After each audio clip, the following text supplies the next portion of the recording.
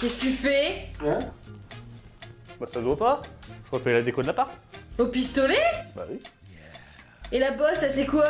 La bosse. Oh putain le chat!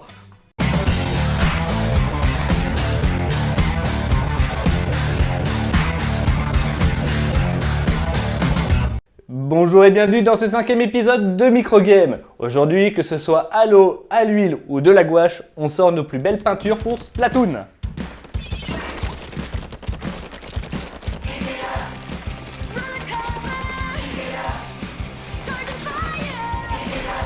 Le dernier né de la franchise Nintendo, une toute nouvelle licence pour le plus grand plaisir des jeunes et des plus vieux. Dès la sortie du projet, l'engouement pour ce petit jeu a fait grand bruit. Et croyez-moi, dès la mise en vente, les précommandes de Splatoon ont simplement fusé et ont permis à la Wii U de décoller. Splatoon est resté très longtemps numéro 1 des précommandes et des ventes. Bref, carton plein pour Big N. Allez, petite présentation rapide de Splatoon. C'est un jeu de tir à la troisième personne, dit aussi TPS pour Third Person Shooter, en arène à 4 contre 4. Le but n'est pas celui de détruire l'adversaire, mais de recouvrir de peinture la majeure partie du terrain avant la fin de la manche. Vous aurez le choix d'une vaste collection d'armes et d'équipements avec différents bonus, upgradables avec l'expérience et qui se débloquent au fur et à mesure de vos levels.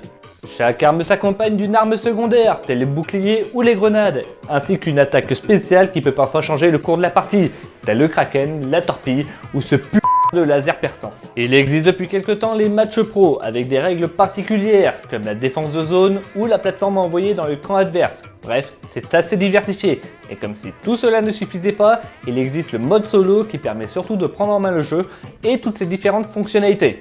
Bien complet, pas très compliqué, ce jeu assez inattendu de chez Nintendo vous a-t-il plu malgré tout? Eh bien on est parti pour voir ça avec les 18 réponses au sondage. J'avoue quand même avoir hâte de dépasser la vingtaine et les vidéos commenceront à être intéressantes dès les 50. Mais bon. Nintendo sort une toute nouvelle licence avec une autre approche du TPS. Mais ces nouveautés sont-elles vraiment innovantes dans le monde du jeu vidéo? Une personne ne voit pas ce qu'il y a d'intéressant. 4 trouvent le jeu sympa mais n'ont pas vraiment compris l'embrasement général de la foule. Et 13 sont très heureux de voir Nintendo arriver avec un tout nouveau jeu intéressant. La majorité est emballée par le jeu, mais aussi étonnamment que cela puisse paraître, on remarque que celui-ci, certes très bon, a malgré tout suscité pour un petit nombre des regards incrédules à sa sortie, venant de personnes ne comprenant pas pourquoi ce jeu a fait l'effet d'une bombe pour la Wii U. C'est quoi ça? Alors comme je l'ai dit, ce jeu dispose d'un petit mode solo vraiment court, faisable en 4 heures. Le but de ce mode histoire est vraiment de pouvoir se faire ses premières mains et de mettre le background du jeu en place. Mais vous a-t-il convaincu? Pour 2, il est très suffisant, juste assez pour se mettre dans l'encre. 2 autres sont d'accord pour dire qu'il est sympa mais que ce n'est pas un passage obligatoire. 4 sont déçus de la durée de vie si courte car le mode solo est plutôt très bien pensé pour le background. Et 9 sont déçus car cela permettait d'avoir un mode aventure sympa pour alterner avec les matchs d'arène. Là, Nintendo a un peu chié dans la pâture, car ce mode solo était assez intéressant et bien adapté afin de faire une belle alternative à ces matchs en ligne, mais trop court. Les musiques du jeu sont signées par Toru Minegishi, connu notamment pour son travail sur Pokémon Stadium, Zelda Majora's Mask ou Wind Waker, bref, une petite pointure dans le milieu.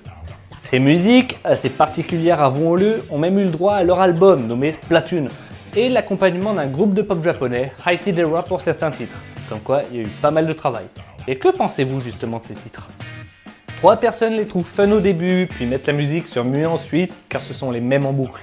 4 sympas, mais n'y prêtent plus attention par la suite. Et 10 les pensent sympas, accrocheuses et entraînantes, qui collent parfaitement au jeu. Un travail de qualité pour une musique de qualité. Les musiques sont bonnes, voire très bonnes, mais certains d'entre vous n'y accorderont pas énormément de temps vu que vous serez plongé par la suite à votre reconversion de plâtrier peintre. Les graphismes de Nintendo, inutile de vous faire un placard pour vous dire à quoi ça ressemble. Une personne s'agace de ces graphismes, à croire que Nintendo ne sait faire que des jeux ultra colorés et enfantins. Une personne met en garde contre le décollement rétinien et le côté trop choupi qui l'exaspère. Et 16 y voit du Nintendo tout craché, c'est fun, c'est coloré, c'est mignon, on ne s'en lasse pas. Une réussite pour proposer un jeu de type TPS, mais en respectant le cahier des charges de Nintendo et leur politique du choupinou casu. Et pourtant qui a eu un franc succès. C'est peut-être ça aussi la clé de la réussite.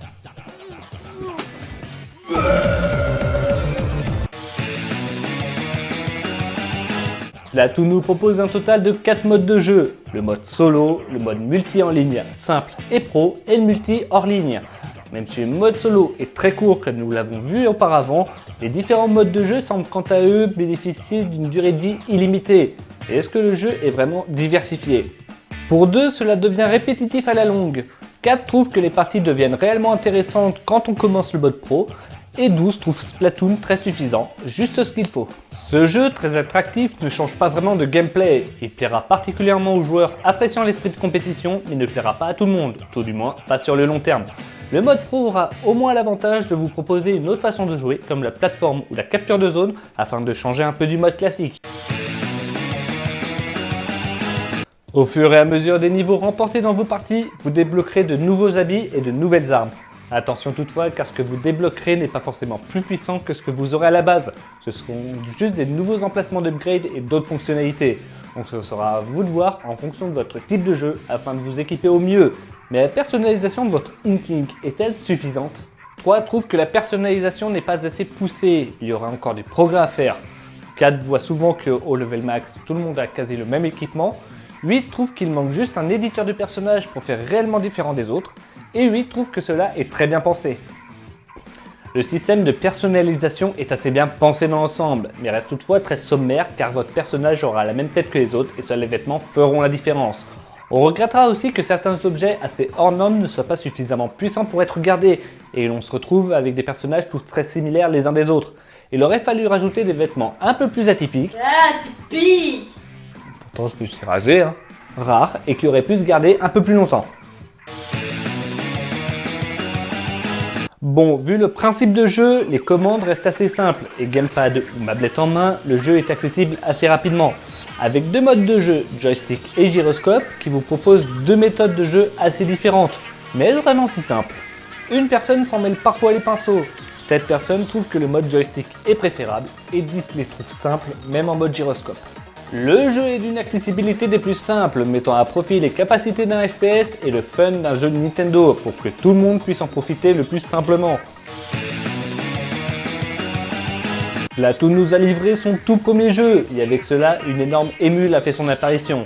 Les fans, cosplayers et joueurs se sont multipliés et sont des plus actifs. On peut donc s'attendre à ce que Splatoon puisse ressortir sur les futures consoles de chez Nintendo. Mais en avez-vous envie?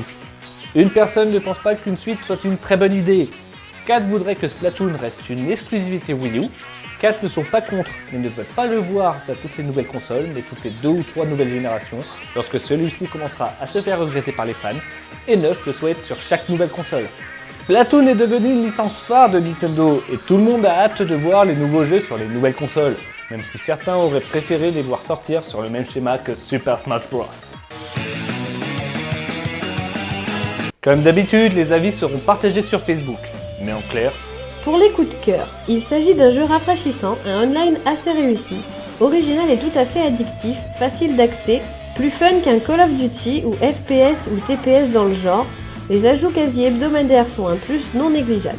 Concernant les coups de gueule, pour un jeu online, il manque tout de même un micro, pas mal de lag ou des serveurs manquant de vélocité. Séparer les rangs des modes pro, les terrains ne sont pas diversifiés assez souvent, un manque d'équilibre plutôt flagrant, des modes de jeu manquants devient un peu pauvre à la longue et il est beaucoup trop choupidou. Splatoon a réussi à faire un très grand bruit de l'annoncement du projet jusqu'à sa sortie. Il est devenu un must à avoir dans sa ludothèque Wii U. La nouvelle licence de Nintendo risque de faire parler d'elle pendant encore longtemps. La conclusion de Microgame, eh bien c'est à prouver sans réelle surprise. Même si la Wii U semble assez pauvre niveau jeu, cette console aura au moins le mérite de proposer des jeux intéressants. Donc faites-vous plaisir. Bon, l'achat d'une Wii U exprès pour Splatoon semble un peu exagéré, mais elle semble avoir quelques surprises à nous proposer sur la longueur, donc à vous de voir. Allez, passons à la question 10, vos avis et vos propositions.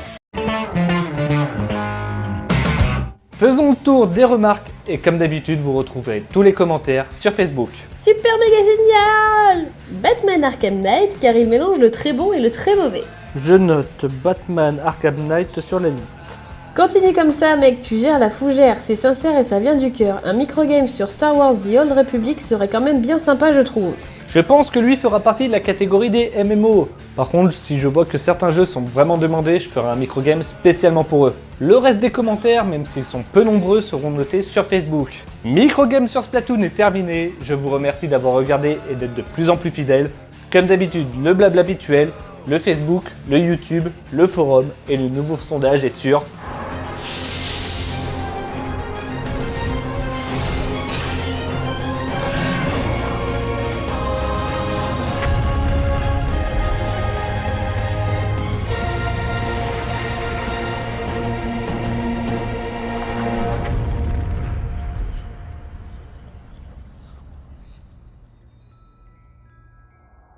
On va poutrer du Nexus. Le lien dans la description. Pensez aussi à participer et surtout à le partager massivement. Sur ce, de gros lipoutous dans ta face. À la prochaine. Ciao les amis.